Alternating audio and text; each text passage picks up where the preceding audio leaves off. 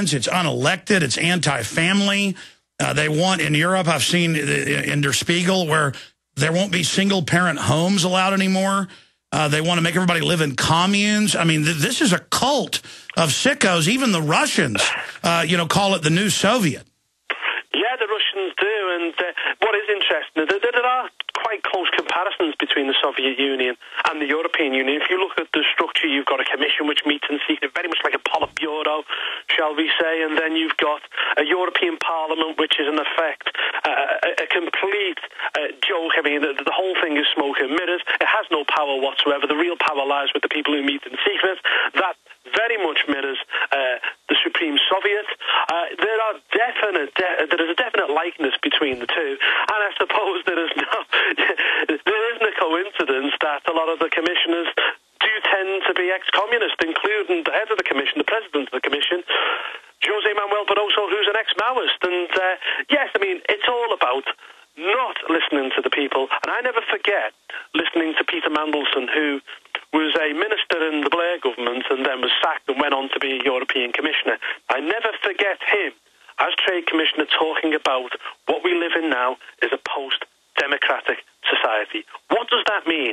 What does a post-democratic society mean? It was frightening. And then to hear a couple of months later, José Manuel Barroso described referendums as inconvenient when the Dutch and when the French voted no to the European Lisbon Treaty.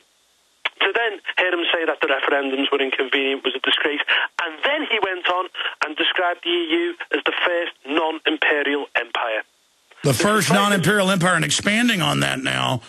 I read Economist magazine every week when it comes out, and of course it's a big establishment rag.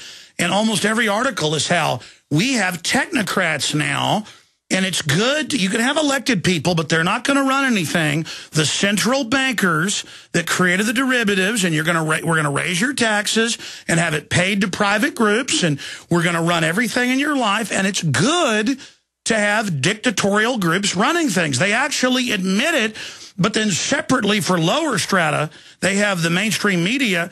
When I talk about it or you talk about it or Ron Paul talks about it, they call it a conspiracy theory when it's all admitted.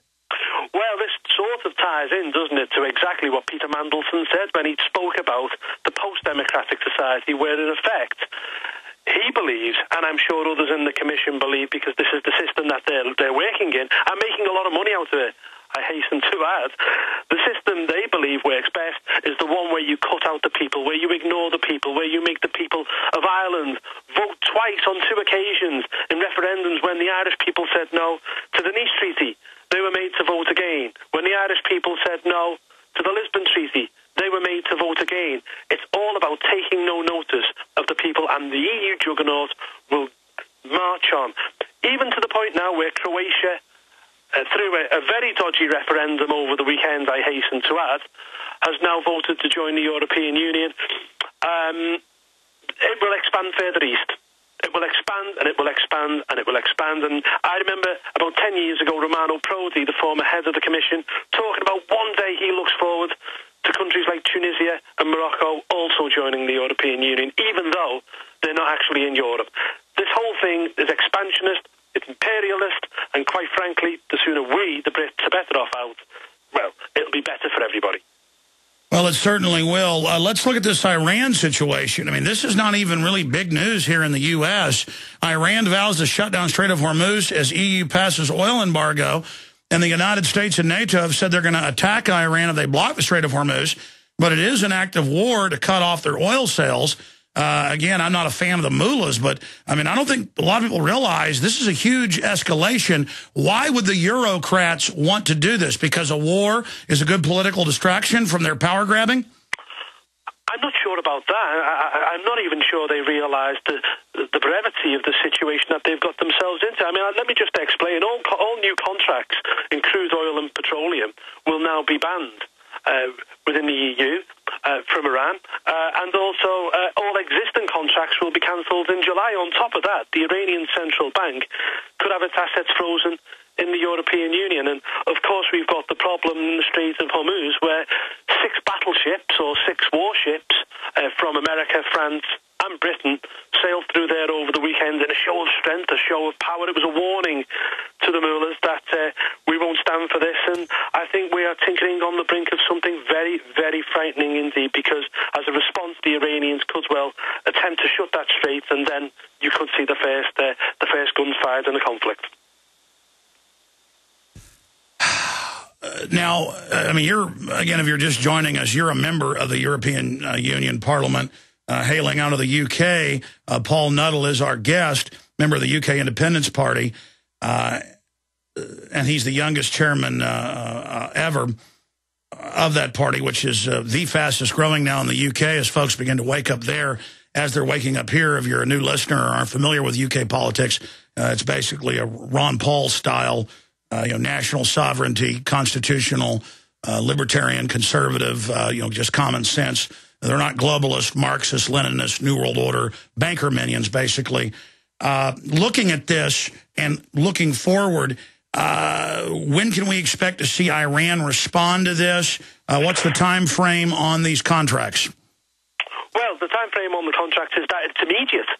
The embargo is immediate, and as I say, existing contracts will be cut off in July, and I expect to see Iran respond pretty quickly. And I think, as I said a minute ago, I think we are tinkering on the brink of something scary. But the European Union, I mean, it was the foreign ministers of the nation states who've agreed this alongside ambassadors. So, taking that aside, the European Union is encroaching international sovereignty in the area of foreign policy, because we now have the High Representative, of course, Baroness Ashton, who's never been elected to anything in her life. She's a political appointee of the European Union, and it's also now beginning to put in place embassies right across the globe, which in effect are going to supersede the embassies of the nation state. It is a complete and utter affront to democracy, and it's also a complete and utter affront to national sovereignty.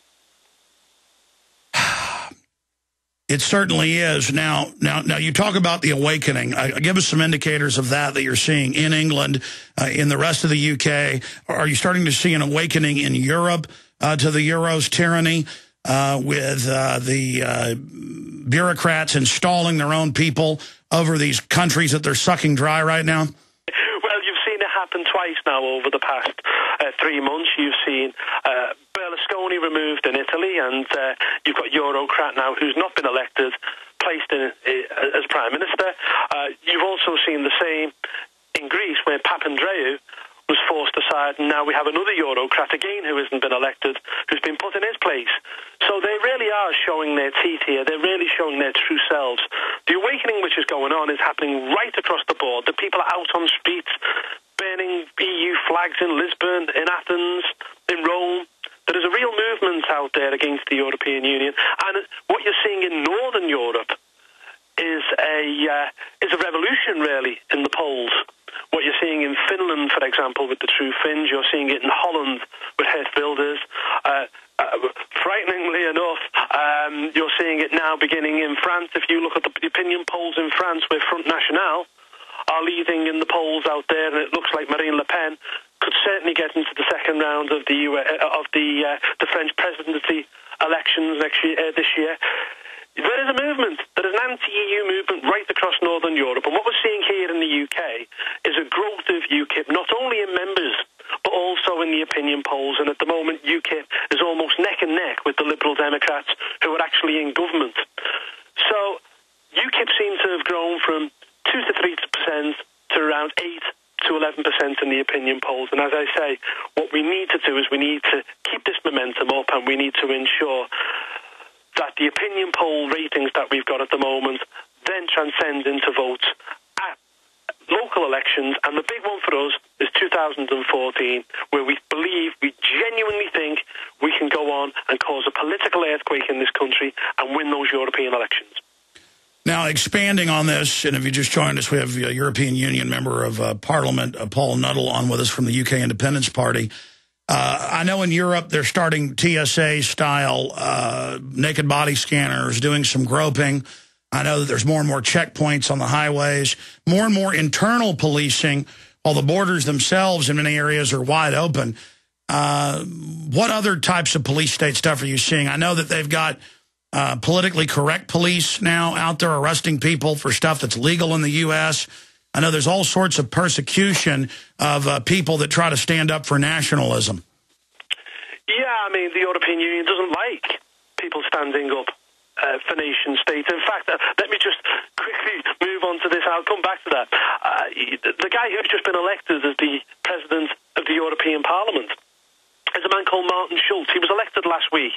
It was the biggest undemocratic stitch-up you've ever seen in your life. In fact, I refused to vote in it. I refused to take part in this farce. This was a presidency which was decided 2.5 years ago. Now, if you know the way the European Union Parliament works, it sits for 5 years. And you have a president whose term is 2.5 years. So in the 5 years, you have 2 presidents. The European Parliament is run by 2 big groups. You have the Socialists and you have the European People's Party, which are the Conservatives. Well, they're not real conservatives, but they pretend to be conservatives, although they are completely Europhile and they would love more and more European Union to control people's lives. And the way it works is that for 2.5 years, the Conservatives can have their president of the Parliament, and then for the next 2.5 years, they buy those votes, and the Socialists will then have their 2.5 years as in the presidency. So this guy, Martin Schulz, is the socialist who's just become the president of the European Parliament. This man is a dangerous fanatic, more dangerous than anything you've ever seen before. I ask your listeners, go on YouTube, look at this man. He is a fanatic nationalist of the European Union. He's not known very well in Germany, but this man will be known right across Europe within the next 2.5 years. And in a way, it's the best thing that could have happened to us. It's the best thing that could have happened to UKIP, because some of us are just coming to the conclusion that worse is better. This man is the new face of Europe. Believe me, Alex, you'll be hearing a lot more of Martin Schulz in the next 2.5 years. He's a very dangerous individual. Well, I've noticed that whenever you're speaking or Nigel Farage or others bring up real issues, they laugh at you, and they're so arrogant, and they just radiate criminal light from their eyes. I mean, you know, slimy criminal types when you see them, and these members of the bureaucracy know that you guys are ceremonial, and they arrogantly sit there and laugh at you. You're just, meant to be there so folks think that they're electing their leaders in the Euro. And I think that their hubris is something that backfires on them. And they've got to realize, from Copenhagen imploding to so many other issues, that time is running out for them. Well, the man who does most of the laughing, it's not laughing really, it's most of the shouting, is actually Martin Schulz. He's sitting there opposite Nigel Farage, and he's shouting fascist at him, and he's screaming abuse. One trying to put them off, but actually there's real anger there, there's real hatred, it's a feeling that you surely can't be criticising the European Union. This is his beloved project. Now, this is the same Martin Schulz who's now been elected to be the president, who should be impartial, an impartial president, but we know he can't be impartial because it's not in his nature to be so. He's a very angry little man. He's also the same man who one of our members was thrown out a couple of months ago for having serious words. I mean, this guy is a pretty poor individual. He'll be a pretty poor president, but the good thing for us and the good thing for you guys on the internet is that you will now see the true face of the European Union, because everything which is wrong in politics is represented by this man. What are you expecting to see them do next? I know that the Davos crowd announced last year they want $100 trillion